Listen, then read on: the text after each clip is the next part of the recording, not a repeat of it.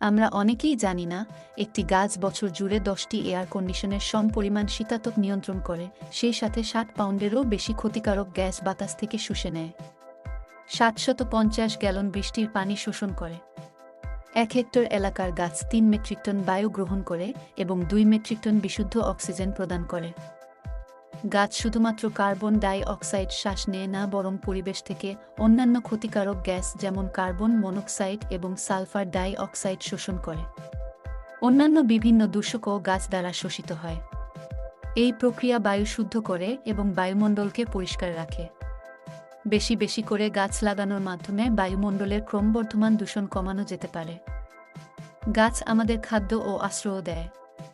অনেক গাছে ফল ধরে যা পাখি ও প্রাণীদের খাদ্য হিসেবে কাজ করে। মানুষও বিভিন্ন ফল যেমন আম, আপেল এবং কলার স্বাদ গ্রহণ করে। গাছের পাতা, শিকড় ও বাকল ওষুধ তৈরিতে ব্যবহার করা হয়। গাছ পশু পাখি ও মানুষকেও আশ্রয় দেয়।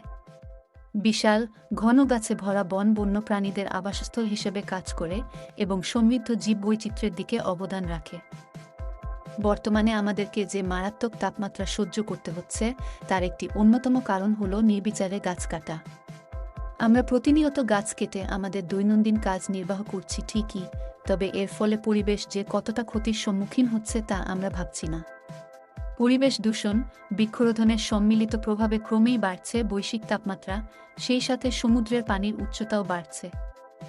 এখনই সতর্ক না হলে অদূর ভবিষ্যতে আমরা মারাত্মক প্রাকৃতিক বিপর্যয়ের সম্মুখীন হতে থাকব। তাই আমাদের সকলকে নিজ নিজ জায়গা থেকে বৃক্ষরোপণ শুরু করতে হবে। সামনের বর্ষাকাল এর উপযুক্ত সময়। আমরা আম খাওয়ার পর তার আটি নির্দিষ্ট জায়গায় ফেললে সেখান থেকেই গাছ জন্মাতে পারে। তাই গুরুত্বের সাথে গাছ লাগানোর উদ্যোগ গ্রহণ করতে হবে, তবেই বাঁচবে প্রকৃতি, বাঁচবে মানুষ, বাঁচবে ভবিষ্যৎ প্রজন্ম।